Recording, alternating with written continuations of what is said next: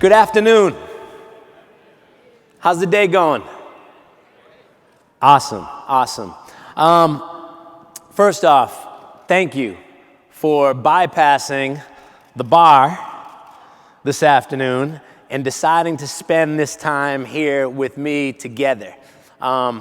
It's not easy to compete with a bar, and I'm really hoping that I can have today, that when you leave here today, you think, man, I'm glad I stayed.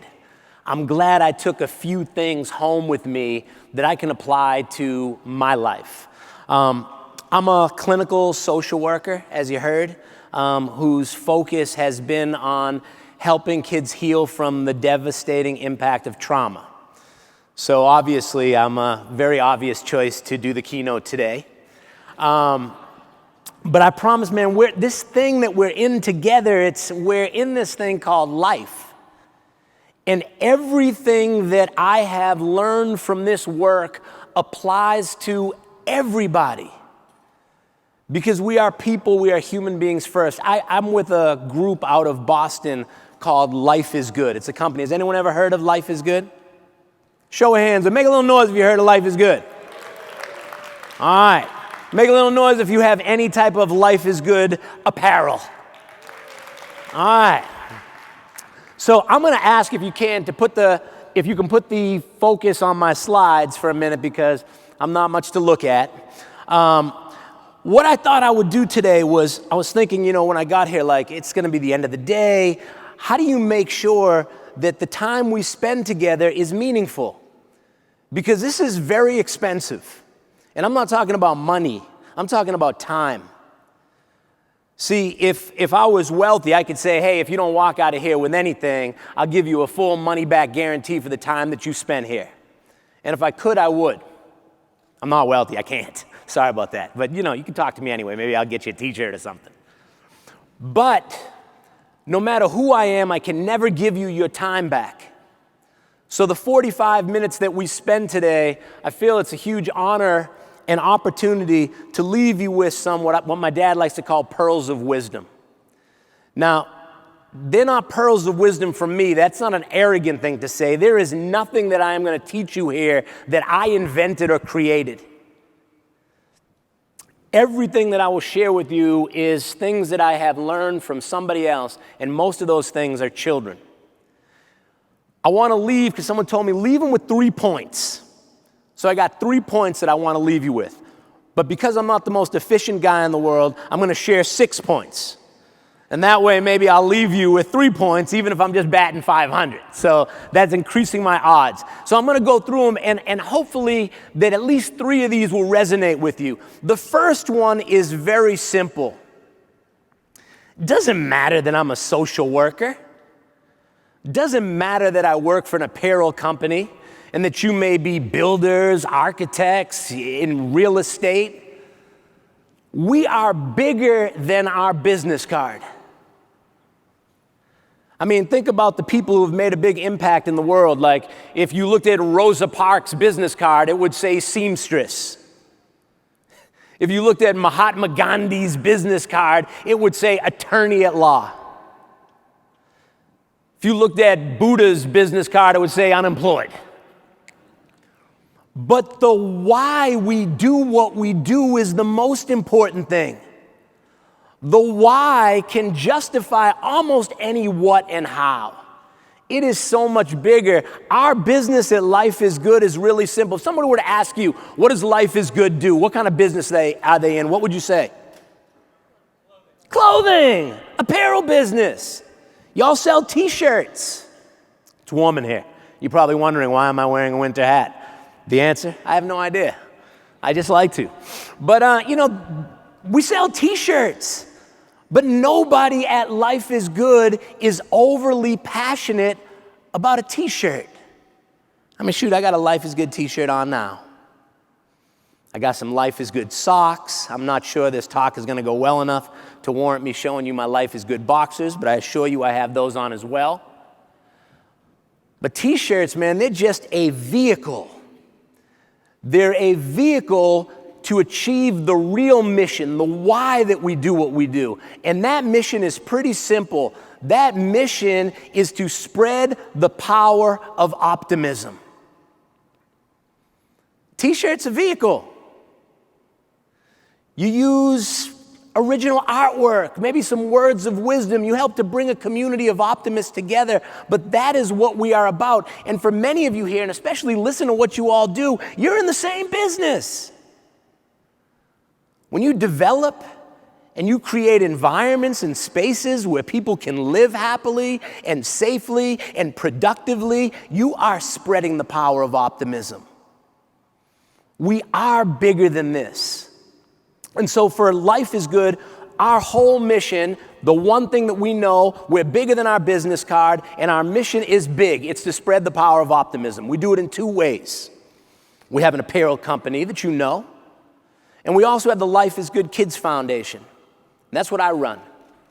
And the Life is Good Kids Foundation's focus is also to spread the power of optimism by helping kids heal. Helping them heal from the impact of poverty, violence, and illness. And those things affect all of us. Life is not easy. Life is not perfect, but life is good. And so the way we do that is by supporting the frontline men and women who dedicate their lives to helping kids. The teachers, social workers, psychologists, coaches, mentors, counselors, all of the people whose business is life-changing relationships. And our focus is how do we help them bring their best self to the work that they do. So that's point number one. We can do anything we want to do. Viktor Frankl said, a human being that has the right why can endure almost any what and any how. Second point that I want to make is that choosing optimism is the single most important choice that we can make. And I want to make a pitch for that. But I want to tell you ahead of time, it's not what you think it is. It is not what you think it is. I am not going to stand here on my pedestal and tell you, hey, you got to be an optimist. But I want to give you a new scope, kind of a new framework of what optimism is. You guys cool with that? All right, I'm going to start with a story.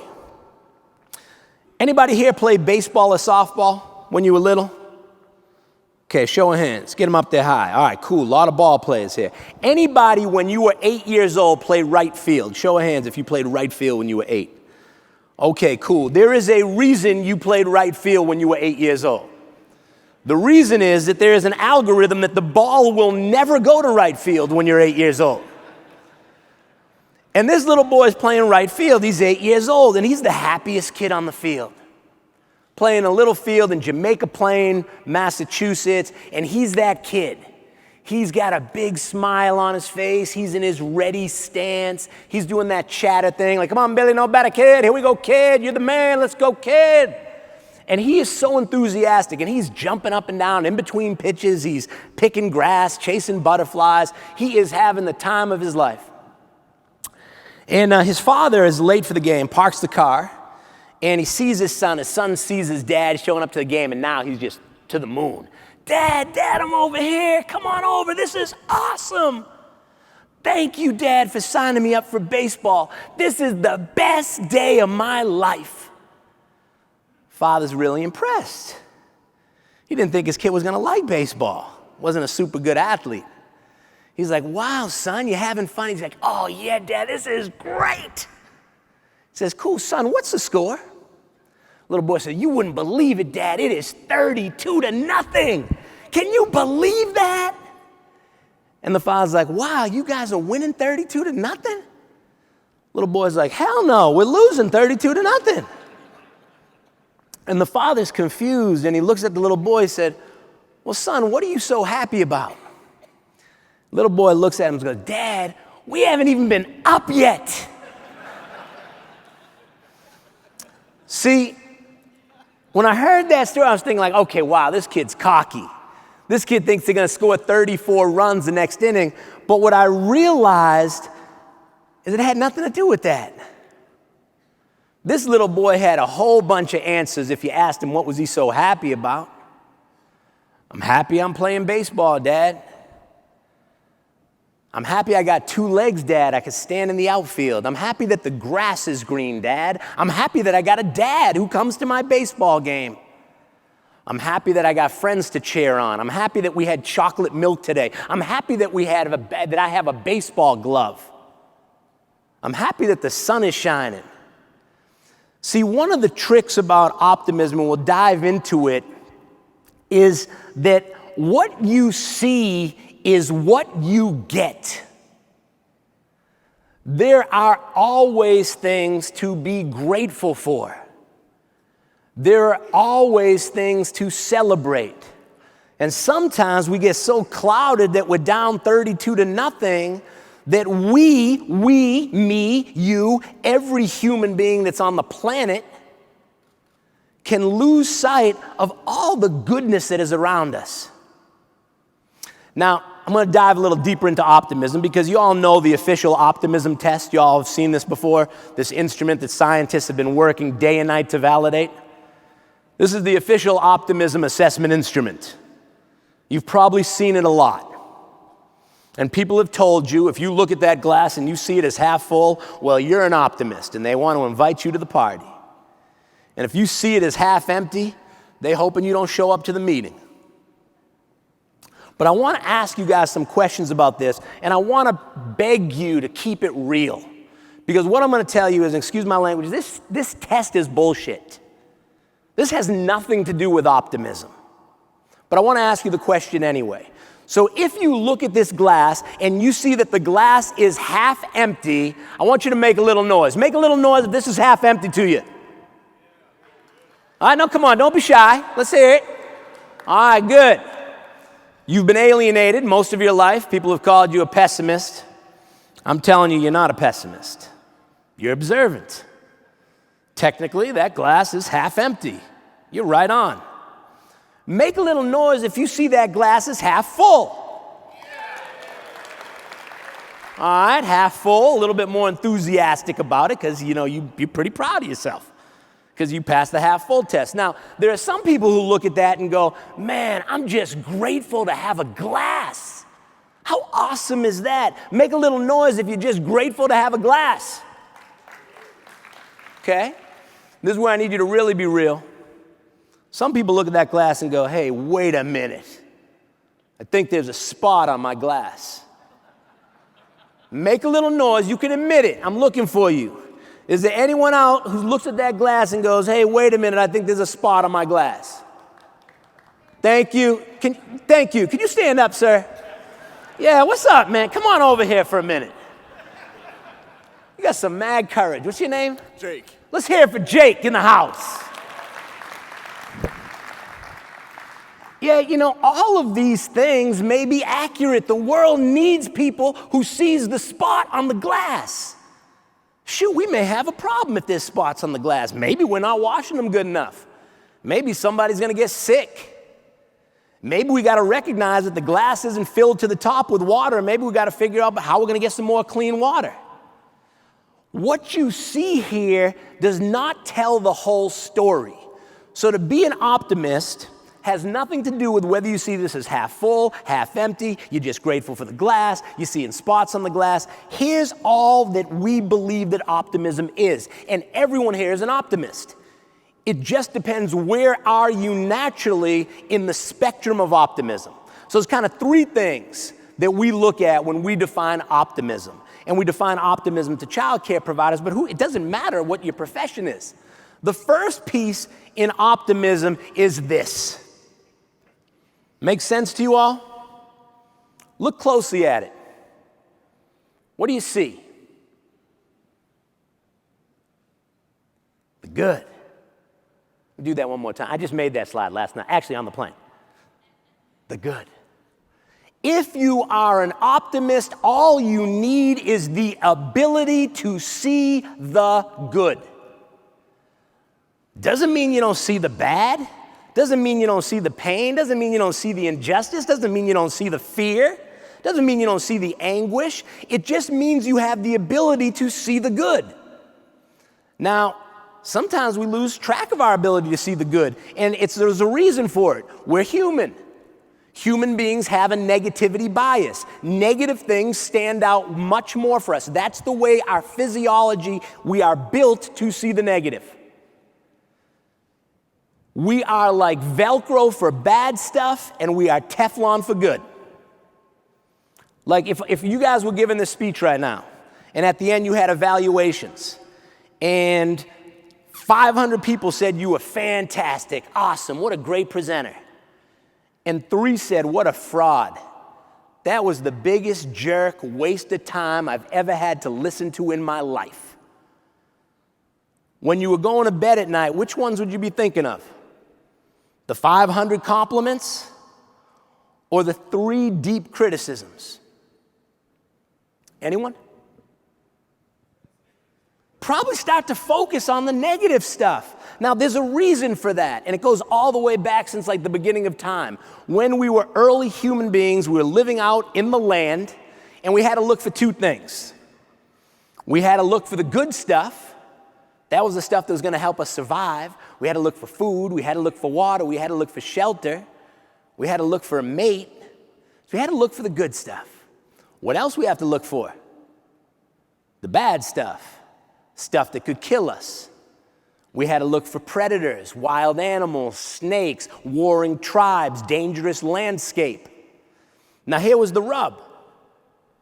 If you went out one day looking for the good stuff and you didn't find it, well, you go to sleep and you try again tomorrow, because we can get by without the good stuff for a while. But if you go out one day and you encounter the bad stuff, that could be it. No more good stuff ever again. And so we are wired neurologically to remember and to make impacts of bad things that are dangerous to our survival or to our identity. Now, the good news is you can bypass this. You can actually deliberately, mindfully practice looking for the good, finding the blessings. It is a practice. It is not something that comes naturally to most people. So that's the first thing. If you can see the good, you're an optimist. As you grow and continue and heighten your ability to see the good, you become more optimistic. The second piece is, can you focus on the good? Can you focus on the good when there's a whole lot of bad competing for your attention? Can you sit in a meeting with a person who drives you freaking crazy, who has a lot of traits that get under your skin, and can you still see the good in that person and meet and collaborate with the ability to focus on what's good and what's human and what's right about that person? I thought it was funny during the presidential debates when they asked the candidates, can you think of something good about Mr. Trump or Secretary Clinton? I've been playing that game. I'm not going to tell you who I have to work harder for, but I'm playing that game. Trying to find the good, trying to focus on the good. And then once you can focus more on the good in yourself first, because we all got things about ourselves we don't love, but are we able to see the good in ourselves? Focus on the good in ourselves, see the good in other people, focus on the good in other people, see the good in the world and be able to focus on the good in the world. And if you can do that, can you actually use that good to grow the good? That's what optimism is about. A lot of people look at me and go, yeah, I'm not an optimist, man, I'm a realist. I'm like, yo, man, they're not mutually exclusive. There's a whole bunch of real things happening. We were talking to kids about the Boston Marathon bombings. They were talking, why is there so much evil in the world? And we looked and thought, maybe there's about 6 or 7 people who had to do with actually the bombing that took place in Boston. But when we did an exercise to count all the helpers, all the people that ran towards the danger to risk their lives, all the people that helped to get people to hospitals, all the people who worked in hospitals to get people well, all the people who worked in the rehabs to help them get well, all the people who supported the families and baked cookies and sat with their arms around people to help them mourn, there were way more good, bright lights than there was bad. It's just the bad stands out more. So that piece there is this idea of how do we grow our capacity to see the good in ourselves, others, in the world, to focus on that good, and then use what we got to grow it. That's point number 2. Going okay so far? All right. I don't need fake validation. I just want to make sure you're hearing some of this stuff. The third piece that I want to talk about are superpowers. We all possess world-changing superpowers. Superpowers are real, but what we possess and what we need is what I like to call superpowers 2.0. Because the old superpowers, they don't work very well anymore. So when we think about superheroes, we think about my man Superman. Any Superman fans in the house? Couple. Wow. All right. Sorry, Soup. All right. But what was Superman's superpowers? Able to leap tall buildings in a single bound, superhuman strength, more powerful than a locomotive. Well, we got stuff that can make us more powerful than a locomotive. We got things that can help us leap tall buildings. We got things that are that strong. When I think of superheroes, I also think of my lady Wonder Woman. All right? Anyone a fan of Wonder Woman? Thank you. Anyone, let's be really honest right now, anyone still have that poster in their room? I promised my wife I'm taking it down in 2019. All right? We got Wonder Woman, we got the Hulk, we got Iron Man, these superhuman people that are greater than everybody else, that when the chips are down, when we need to fight for our very existence, they have the power to change things. I'm a New England guy, so, when I think of superheroes, I think about my man Tom Brady. Thank you. Whoa, no boos. If you're gonna boo, there's one prerequisite. Look him in the eyes and then boo. It's almost impossible to do. It's funny, man. I met Tom Brady recently. I was in Boston with my son, and my wife's like, "Hey, that's Tom Brady," and he was with some girl. The supermodel wife that he has. I didn't even notice her. That's how weird it was. Just like, oh, he's with some girl. I was like, yeah, that's his wife, and she's a superstar too. And I asked my son, I was like, he didn't know Tom. I was like, you want to meet Tom Brady? He's like, yeah, Dad. I said, oh, okay. Tom, hey, what's up, man? Can my son say hello to you? My son's like 1. He's like, yeah, sure. How you doing, son? And, he says a quick hello, and then I'm just staring at Tom Brady, and he's in his full kind of Uggs outfit. And I wanted to say something profound. And what I ended up saying is, I love everything about you. And he walked away, awkward smile, and my wife was like, that was pretty cool, man. I love everything about you. I wish I could have that one back, but I'll get it back. No, I'm only kidding about Tom Brady, but what I'm saying is that the old superpowers that we need to change the world don't really change the world. And if we want to look for superpowers, we can find them in our average child. Kids, in their purest form, possess the truest form of superpowers.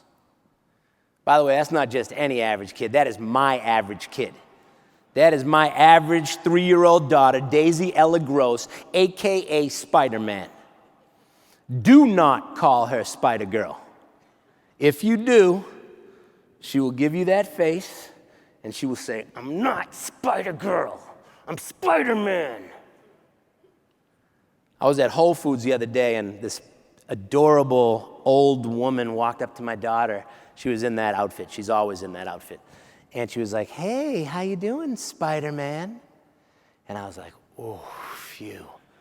Thank God she didn't hit her with a Spider-Girl. And my daughter looked at her and went like, good thing you didn't call me Spider-Girl, because if you did, you would have lost your left arm.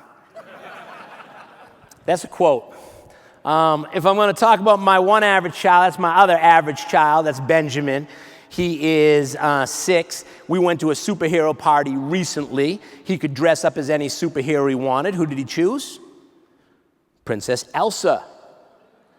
That's my boy getting his face painted like Princess Elsa. I'm going to keep it real with you. I was a little bit, as a man, I was a little bit, I don't know. I felt like mixed emotions. I was like kind of hoping he would pick Princess Anna because I just really like her spunk. But show of hands if you have children. Show of hands if you really love children. Show of hands if you've ever been a child before. Have you ever looked at a child, adored them, and thought, oh my goodness, I wish I was more like that? Show of hands if that ever happened.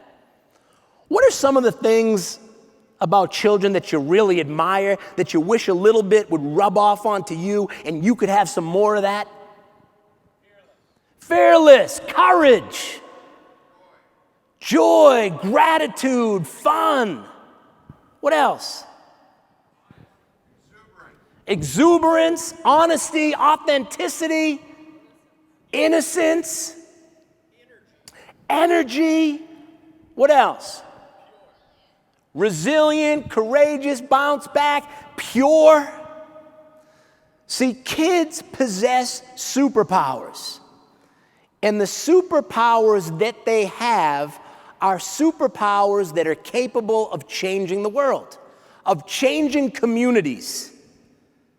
Because y'all building communities. So I want you to think, I'm going to pick a couple of our favorite superpowers, and I'll share all of Life is Good has picked 10 superpowers, and I'll share them with you later, but your superpowers may be different. But a superpower is simply the best human characteristic. The human characteristics that allow us to grow the good. So a couple of my favorite kids' superpowers. Love. Kids got unconditional love. They can walk up to someone they don't know. They may be a little shy, but within a couple of minutes, they can play together. They keep it real and authentic. They can be real compassionate. They're quick to say they're sorry when they feel bad about what they did. Can you imagine how your communities or the world might be different if we figured out the technology to increase human compassion 10%? Just 10%. What is the ROI of a 10% increase in human compassion? How many thousands or millions of lives would be saved? How many fewer people would be oppressed? What if we were 10% more authentic or courageous to stand up for injustices that take place? What if we were I want to know this one. What if we were 10%, our communities were 10% more fun? How would the world be different if human beings figured out the capacity, the technology, to increase their level of fun 10%? We don't have to answer them all, but you can see that there'd be a major increase. The world would be better, our communities would be better, our neighborhoods, our housing, our school, everything would be better if we figure out how to be more compassionate. That is a superpower. Love is a superpower. Now, if all of these things are the important thing, I like to quote Einstein and say the important thing is to keep the important thing the important thing. These are the important things. Compassion is the important thing. Love is an important thing. Creativity, peace, authenticity, purity, these are important things. Now, as a clinical social worker, I will tell you what happens to me. I spent most of my career, my focus is responding to early childhood trauma and crisis. So I spent a lot of time traveling the country and traveling the world talking about the impact of psychological trauma on the physical, social, emotional, and neurological development of children. And when you talk about trauma, just like if you talk about business, people think you're pretty smart. Oh, he knows a lot. Talking about architecture, trauma, banking, finance, management, operations, well, marketing, that's some pretty important grown-up stuff. But I switched my focus to the things that allow kids to heal. And one of the things that we've learned is that kids don't heal if they're not surrounded by love. Kids don't heal if they're not allowed to have fun. Kids don't heal if we don't help them to find gratitude and courage and authenticity. But here's the rub, y'all. When you talk about trauma, people think you're pretty smart. When you talk about peace, love, compassion, and joy, people think you smoke a lot of weed. They think that stuff is the fluff. Well, that is not the fluff. That is the real stuff. This is the real stuff in life. And when we think about our developments, when we think about the work that we do, we gotta open up the conversation or open the door for love, fun, humor, creativity. But if I'm gonna quote my man Albert Einstein, I also gotta quote my man Mike Tyson. And Iron Mike said that everyone's got a plan until they get punched in the mouth. And the kids that we work with get punched in the mouth all the time by life. And when you get punched in the mouth over and over by life, you have a hard time seeing the good in yourself. You have a hard time seeing the good in other people. You have a hard time seeing the good in the world. When we talk about optimism, we talk about somebody who lives wide open. This is optimism. But if you keep getting punched in the mouth while you're living like this, are you gonna live like this for long? No. You're gonna close yourself off and maybe start to live like this, and maybe start to live like this. But an optimist sees the world in terms of opportunity. And when we lose our optimism, we see the world in terms of obstacles. Which brings me to my next point. Point number 4. This doesn't matter if you're a child or an adult or what field you're in. If you are a human being, we know this from science, that overwhelming fear is our worst enemy. The fear that we're not enough, the fear of other people, that people are gonna harm us, the fear of what's gonna happen in the world, that fear that overwhelms, and again, I wanna be clear, I put overwhelming in there because fear is not our worst enemy. Because when we feel fear, it's a good thing. We feel some fear, and then we figure out how we have the internal and external resources and capacity to deal with that fear. But if the fear overwhelms our system, it makes it impossible to see the good in yourself. It makes it impossible to trust other people. It makes it impossible to go out into the world and find goodness. And that's what we know from our kids and the kids that we work with and the kids whose lives have kind of punched them in the mouth over and over again. So whether it's a child who's dealing with a life-threatening illness and has been in and out of the hospital their entire childhood, or a child who has witnessed domestic violence and abuse and has been abused themselves and are in homeless shelters or the foster care system, it gets very difficult for children like that to be able to see the good in themselves, others in the world around them. So we had to figure out, well, what do we need to help them do? And the piece of that work is that what we know, again, is that it is the most threatening health crisis facing children in America is exposure to adverse childhood experience. Things that happen to children that overwhelms them and frightens them and keeps their alarm system off. So they see the world in terms of threat and not opportunity. And the goal of treatment is not to make them fearless. Nobody's fearless. The goal is, how do we help people to fear less? How do all of us figure out how we can fear less? Because if fear overrides our system, it gets very difficult to live a life like this. Which brings me to my next point. And I think this is probably the most important point. If we want to grow fruit, we must tend to the land. Now, I'm going to say it in a different way. As a clinician, if we want to grow fruit, meaning we want children to awaken, to develop, to thrive, we must tend to the environment the children are in. That environment is critical. You guys are in the life-changing environment business. Your specialty is creating environments. And so I want to dive in a little bit to my clinical side very, very quickly. I won't stay there long to talk about our treatment focus with kids. Kids who've had a lot of trauma in their life, there's two things, and I think they're relevant for all human beings. The first one is every human being needs an oasis. An oasis is a comfortable, safe place in the midst of difficulty. We all need a safe place to go to. It is water in the midst of a desert, shelter in the midst of a storm. If a child who has been wounded by life doesn't have an oasis, the prognosis is really bad. The second thing we know the kids need is they need to play. Now, we're one of the few mammals that actually needs to play throughout our lifespan. Play is critical.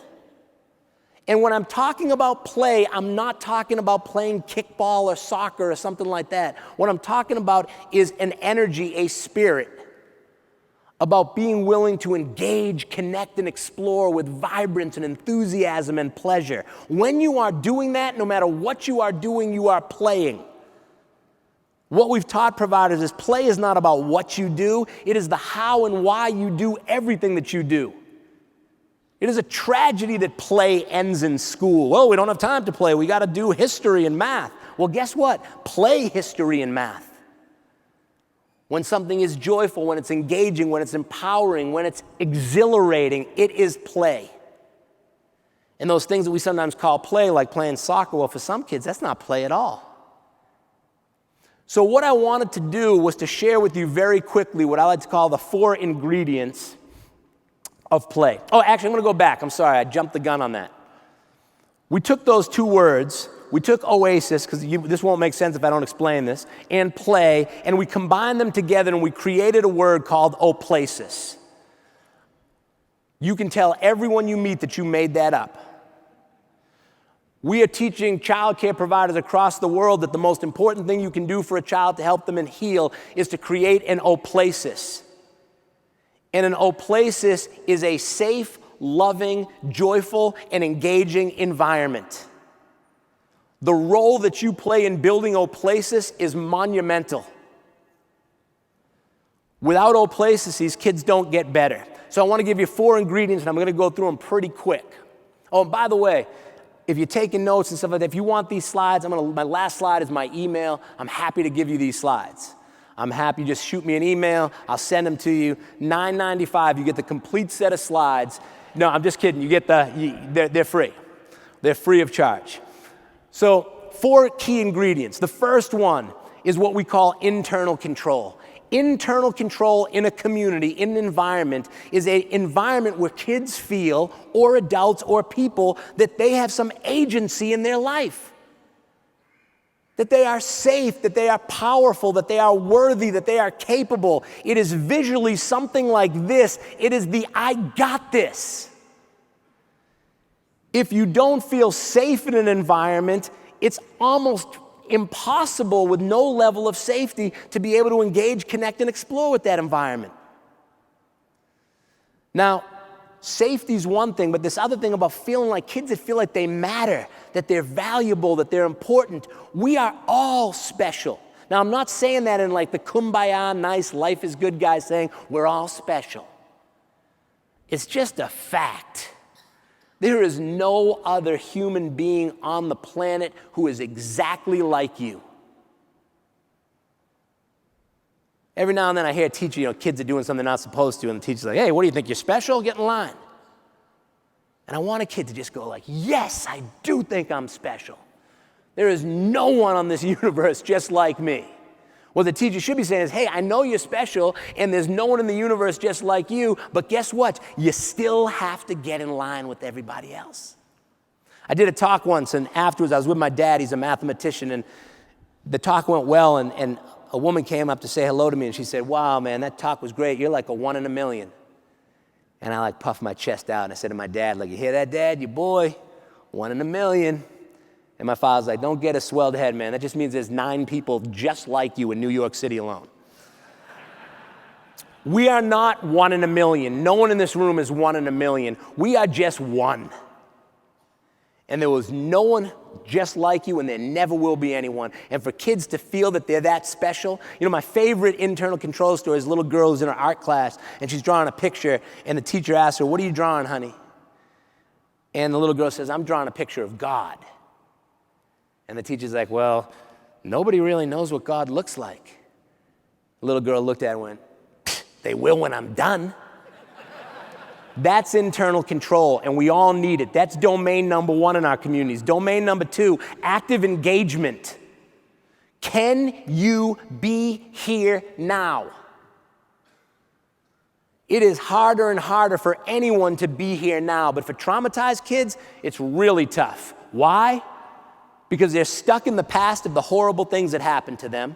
They're worried and scared out of their wits about what's going to happen tomorrow, so they're stuck, preoccupied by the future, and they miss the now, and the now is the only time that anything actually happens.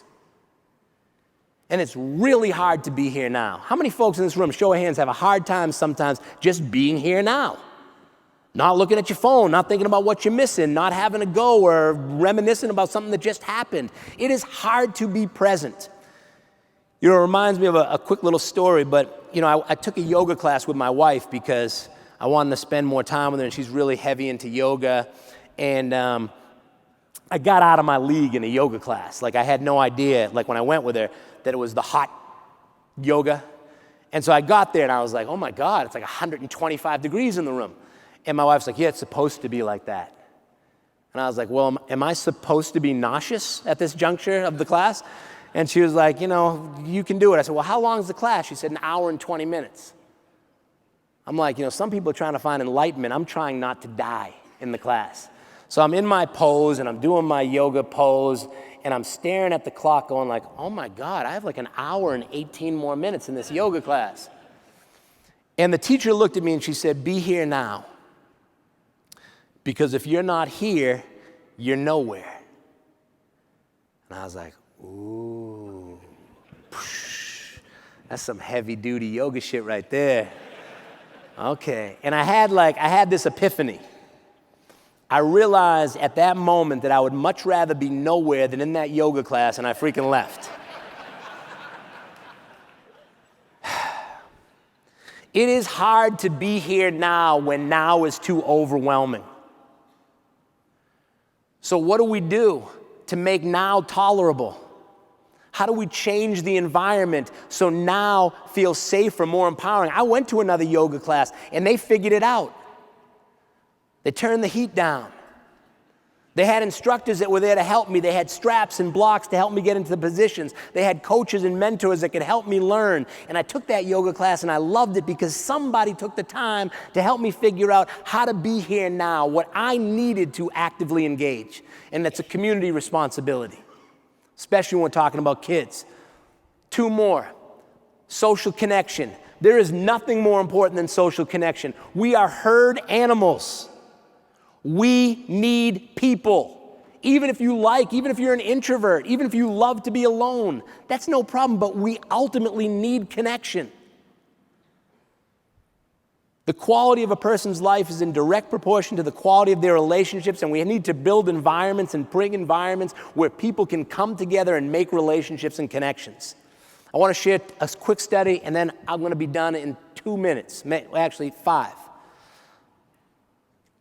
This group out of Wayne State University did a study. They called it the baseball card study. But they looked at old baseball cards of players who had since died. And they grouped those cards into 3 categories: the no smile, the partial smile, and the full smile group. And they wanted to see how long people in each of those categories lived. The people in the no smile group lived 72.9 years. Partial smile, 75. Full smile, 80. Statistically valid study. Why in the world could you predict longevity based on whether somebody smiled when they were in front of the photographer or not? And the answer was really simple. The smile was a greater predictor of positive social connections. A smile is an invitation to connect with somebody. I mean, hey, if you were at the bar right now and you had Lou Burdett or Joe Dobson in front of you, who would you say hello to? We need people. We need that connection.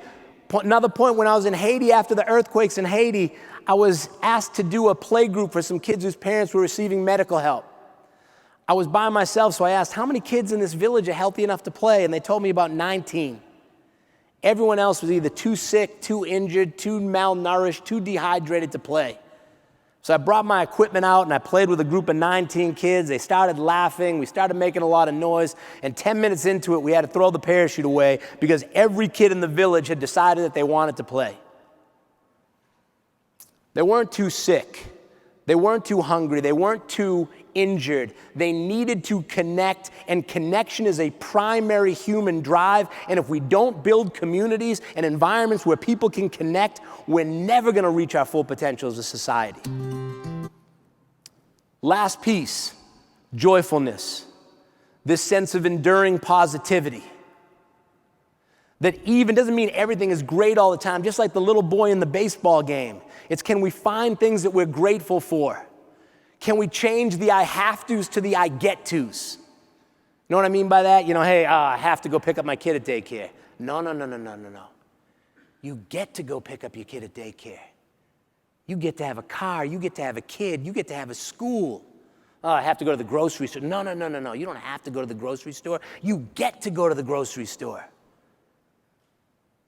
You can walk there, push the cart, grab some groceries to put into your cart, to put into your car, to put into your fridge, to put into your house, to put into your mouth. I was in the West Indies and I went to the beach, and a friend of mine said, hey, we're gonna go to this beautiful beach. And I got there, man, it was all rocks. I was like, this sucks, man. All rocks? I was looking forward to laying down in the sand. Then I saw a sign that just said, natural foot massage. And I said, oh, that's the difference between being from the West Indies in this poor little village and being Steve Gross. Joy is that enduring sense of positivity to see the goodness. Now, when you have all of those things together, when you have joy, internal control, active engagement, social connection, the intersection of those four things, that is where Optimism is. So when we think about the communities and the buildings and the places that we're building, can we ask ourselves those questions? How do we make it engaging? How do we make it connecting? How do we make it joyful? How do we make it safe and empowering? How do we build Optimism? And my last message, second to last message, is when we have the right environment, that Optimism that we talked about, the one thing that grows there is optimism. And when optimism grows, it allows our superpowers to grow like fruit. And when those superpowers grow like fruit, the picture's pretty beautiful. How do we create communities that are open, that are simple, that are courageous and loving and creative and authentic and filled with gratitude, compassion, humor, and fun? Last message before I go is you can't spread what you don't have. That's what we've learned from our teachers. That's what we've learned from our social workers, our nurses, our doctors. You want to spread joy to your clients? You better be joyful. You want people to be inspired? I can't teach you any tricks, but one of them is get it yourself. If you come in inspired, these things are caught, not taught. You can't teach someone to be compassionate. They catch it from you. Nobody's joy is more important than yours in this room. I don't care how many children you have, because you can't share what you don't have. As Charlie Parker put it best, if you don't live it, it won't come out your horn. Thank you all for your time. Thank you for what you do to build community, to build places where people can live and work and gather and thrive. And thank you for not going to the bar and spending 55 minutes with me. I really appreciate it. If you need me, that's where you can find me. Thank you very much and enjoy the rest of the conference.